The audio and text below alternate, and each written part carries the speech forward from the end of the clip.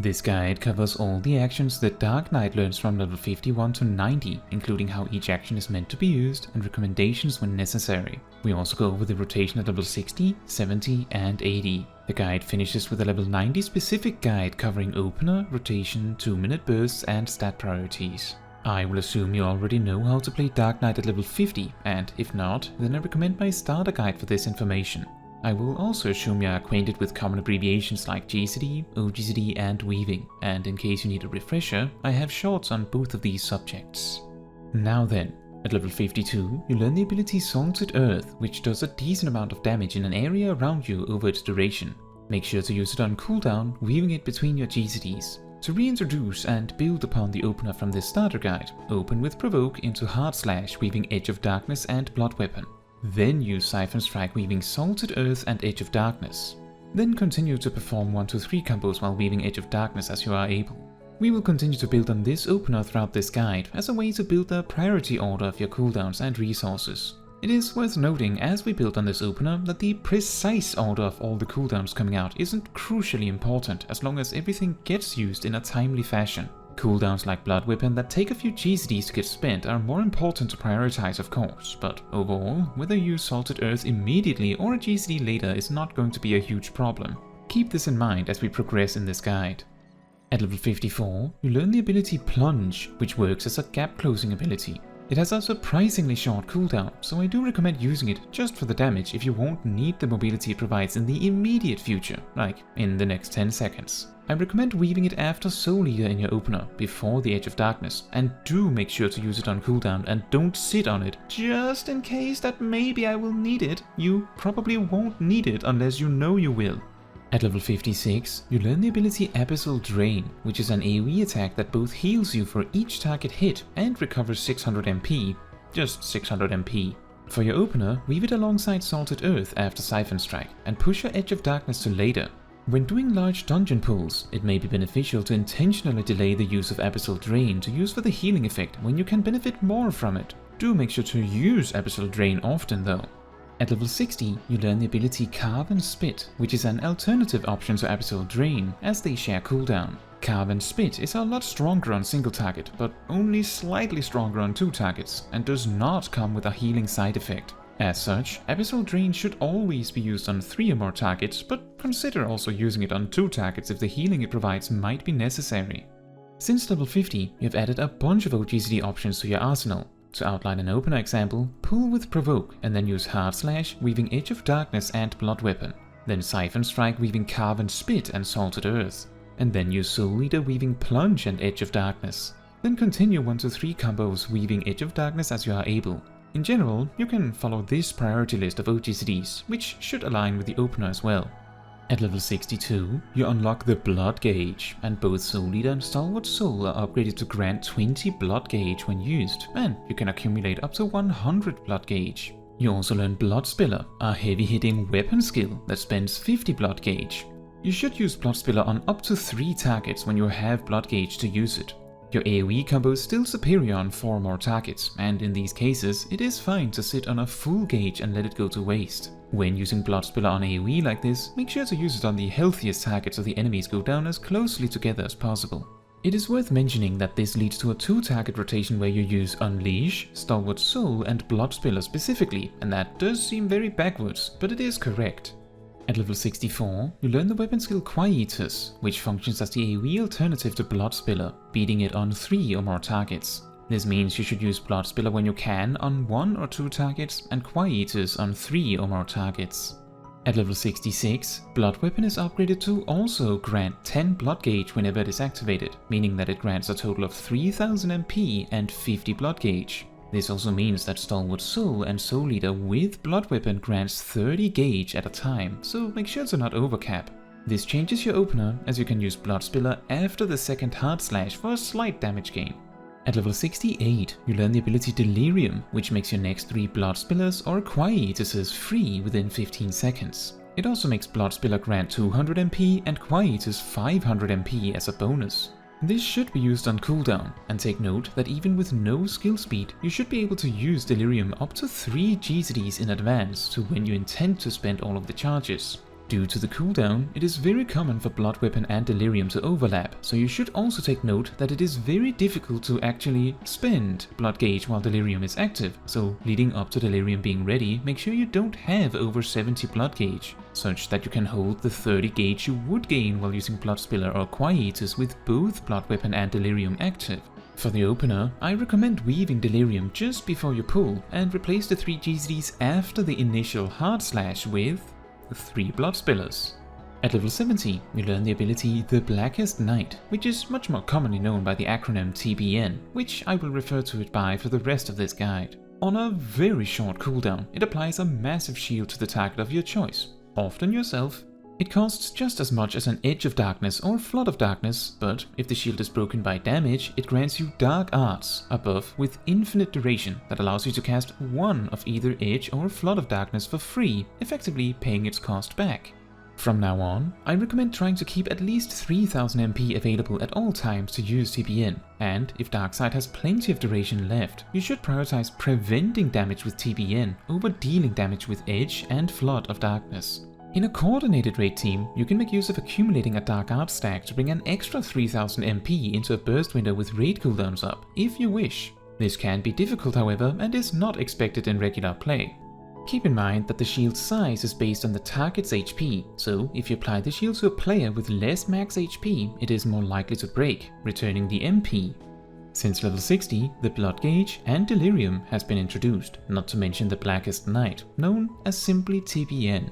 For an opener, you can now prepare quite a lot of things leading up to a pull. Weave Delirium and Blood Weapon and then use TBN on yourself if you are going to be tanking, or your tank partner if you have one and they are going to be tanking. Then Provoke if you are tanking. Then open with Hard Slash, weaving Edge of Darkness and Carve and Spit. Then use Blood Spiller weaving Salted Earth and Plunge. And then use Blood Spiller and Edge of Darkness as you are able. Consider saving 3000 MP just in case you need TBN again later. At level 74, Edge of Darkness and Flood of Darkness are permanently upgraded to Edge of Shadow and Flood of Shadow, significantly increasing their potencies. Notably, Flood of Shadow is better than Edge of Shadow on 3 or more targets, however, this does not change your rotation. At level 76, you learn the ability Dark Missionary, which reduces magic damage taken by your party. If you see the boss casting an attack that sounds like a raid-wide AoE attack, use Dark Missionary. Remember that magic attacks are identified by a purple wand or staff next to their damage number. At level 78, Plunge gets an extra charge. This does not change how you use it, although it does mean you can use one plunge in your opener and still save one for mobility if you like. If you want to use both for damage in the opener, weave the second plunge once you have gone through all your other options. At level 80, you learn the ability Living Shadow, which, at the cost of 50 Blood Gauge, summons a very good friend to fight at your side for a while. This should be used on cooldown and should be prioritized over all your other oGCD options if possible, since the cost of Blood Gauge can sometimes hamper that. Living Shadow should equally be used on AoE. Since level 70, you have gotten an additional Plunge, and more importantly, Living Shadow. To facilitate using Living Shadow as early as possible, this does affect your opener quite a bit. Weave Blood Weapon, TBN on you or whoever's tanking first, and then Provoke if you are tanking first. Then use Hard Slash weaving Edge of Shadow and Delirium. Then use Siphon Strike weaving Carve and Spit and Salted Earth. And then use Soul Eater weaving Living Shadow and Plunge. Then use Blood Spiller weaving Edge of Shadow and Plunge. And then use Blood Spiller and Edge of Shadow as you are able. Again, consider saving 3000 MP for TBN if you want to be sure. Additionally, whenever Living Shadow is about to be ready, it may be worth planning it so that you have 50 Blood Gauge on time. At level 82, you learn the ability Oblation, a decent damage reduction option with 2 charges and a minute cooldown. The main benefit of Oblation is to use it in conjunction with TBN. Oblation can also be good to play for time between other cooldowns. Take note that Oblation can, like TBN, be used on other players as well. At level 84, the potency of your 1-2-3 combo is boosted slightly, and on Mend is permanently upgraded to reduce the cooldown of Plunge by 5 seconds whenever it is used. However, none of these things actually change anything for your rotation. At level 86, you learn the ability Salt and Darkness. When you use Salted Earth, the button is replaced with Salt and Darkness, and it causes the area that Salted Earth covers to burst for massive damage. Naturally, this should be used for every Salted Earth, but in an opener, this takes priority below other oGCDs, unless Salted Earth is about to end, in which case it should have the highest priority. Due to the power of Salt and Darkness, Salted Earth should be prioritized over Carve and Spit in general. Just to be clear, Salted Earth is prioritized highly, but Salt and Darkness is prioritized much lower because it does not affect the cooldown of Salted Earth, as long as it is cast before Salted Earth ends. At level 88, Living Shadow gains a damage boost, making it even stronger. This does not change your rotation. At level 90, you and your Living Shadow learn the ability Shadowbringer. With up to 2 charges and a minute cooldown, this attack does a huge amount of damage, with an AoE component, as a line in front of you like Flood of Shadow. For some reason, it is a requirement that Darkside, the damage buff from your MP spenders, is active to use this. The first charge should be prioritized over Carve and Spit, but the second one only needs to be prioritized over Salt and Darkness, assuming Salted Earth isn't running out. Due to the very long cooldown to generate both charges, you can use these once every 60 seconds in an uncoordinated group, or keep both charges together for a larger burst in raid cooldowns with a more coordinated group. Using them together is significantly superior to using them every 60 seconds. Naturally, Living Shadow will use Shadowbringer automatically, so this ability is unchanged. To round off, let's first talk about an opener followed by general rotation, as well as how this works with the 2-minute burst. And finally, let's briefly touch on stat priorities on gear. Let's begin.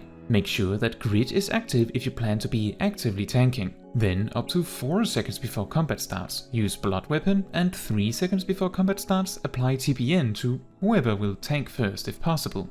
If you intend to use a Tincture, a so-called burst potion, use it 2 seconds before combat starts. If you are going to be tanking first, then use Provoke to pull. Then open with Heart Slash, weaving Edge of Shadow and Delirium, followed by Siphon Strike. Then use Soul Eater, weaving Living Shadow and Salted Earth. And then Heart Slash, weaving Shadowbringer and Edge of Shadow.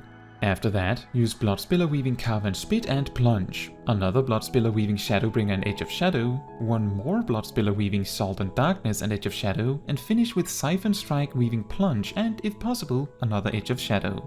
Note that the final Edge of Shadow relies on TPN breaking properly, and if you will need TPN for something coming up, or prefer to play it safe, you can also skip the Edge of Shadow alongside Salt and Darkness if you like. Weave Plunge here instead if that is the case, unless you wish to save that for mobility as well. This then leads to the general rotation. Dark Knight's rotation is simply to use the 1-2-3 combo constantly, except when Bloodspiller is available. Bloodspiller can be used whenever you have 50 or more blood gauge, unless Living Shadow is coming up very shortly, in which case it may be beneficial to stockpile some blood gauge to be able to use it exactly on cooldown. Stockpiling blood gauge can also become problematic while Blood Weapon and Delirium are coming up, as you need to make space to generate 30 extra blood gauge without overcapping if both of these effects are up at the same time. Aside from this, you should use all of your damage cooldowns as they come up, with the exception that Shadowbringer and Plunge can benefit from being used in pairs. Note also that Salted Earth's cooldown means it rarely aligns with other cooldowns, but should be used as soon as it is available just the same. If many of your cooldowns are coming up all at once, I recommend this priority list for them. To be clear, the exact order of cooldowns isn't crucially important, although using Blood Weapon, Delirium and Living Shadow as they are available can be especially impactful. Dark Side Up and never being full on MP is also very important, but aside from this, the priority list mainly serves as a guideline for an efficient order to use everything if you aren't sure where to begin. To maximize the damage you can do during the 2-minute burst, it is beneficial to stockpile extra MP, get as close to full MP as you can without wasting any. Similarly, stockpiling blood gauge can also be great to fit an extra blood spiller during raid buffs. To absolutely maximize your potential burst damage, you can also use TPN aggressively to stockpile Dark Arts, while also getting close to max MP to bring an additional Edge of Shadow into the burst. After this, the burst is essentially about following the same priority list as before, using your cooldowns as they come up, delaying the second uses of Shadowbringer and Plunge, and of course Salt and Darkness if it is present. You can use the opener order as a guideline for what to use when, but it is very normal for things to get rearranged a lot, both due to how things pan out throughout a fight, and due to how you will have more or less resources to work with in the 2-minute burst. So don't focus too hard on getting it precisely in the perfect order. It is, however, quite crucial that Living Shadow comes out as early as possible in your burst, as your friend takes a while to perform their attacks from start to finish, and they need the buffs to be active for the whole thing to benefit from them for the whole thing. For AoE adjustments in combat, on 2 or more targets, replace your 1-2-3 combo with your 1-2 AoE combo. For 3 or more targets, replace Bloodspiller with Quietus, Edge of Shadow with Flood of Shadow, and Carve and Spit with Abyssal Drain. all of your other oGCDs should be used as on single target, very aggressively. Finally, regarding stat priorities, take note that in nearly every single case, item level beats out optimal secondary stats. This means you should always prioritize gear with higher item level, as long as it has strength on it. After that, Dark Knight's stat priority is critical hit, then direct hit and determination, and finally tenacity. Direct hit and determination are almost identical in value, however, prioritizing whichever one you have less of tends to have a bigger impact on your damage output. As direct hit never occurs naturally on tank gear, they will always be ever so slightly superior to determination to meld with materia. Skill speed is an interesting stat for Dark Knights. To absolutely maximize your damage, minimal skill speed tends to be the most effective. However, Dark Knight works really well with any GCD from 2.5 to 2.4, and the damage difference is small enough that a huge part of the choice can come down to preference. Going for the strict 2.5 or 2.4 tends to work particularly well for oGCD alignment, causing oGCDs to land consistently in where you have time to use them, as some recommended skill speed breakpoints to aim for, but remember that it is ultimately down to preference. Now, that is all for this video. Thank you so much for watching. If you want to support me and my channel, you can make sure to let the YouTube algorithm know by liking the video, leaving a comment, subscribing and hitting the bell to get notified when next I post a video. And if you want to give even more support than that, you can also become a member of the channel like these wonderful people here. Fun fact, before Dark Knight's overhaul in Shadowbringers, their main MP spender was an ability called Dark Arts that empowered their other actions. Most of the time, this only added more things to the action, or straight up just boosted its damage. Carve and Spit, however, uniquely only restored MP if it was used without Dark Arts, which meant this effect was never used, because Carve and Spit with Dark Arts was one of your strongest attacks.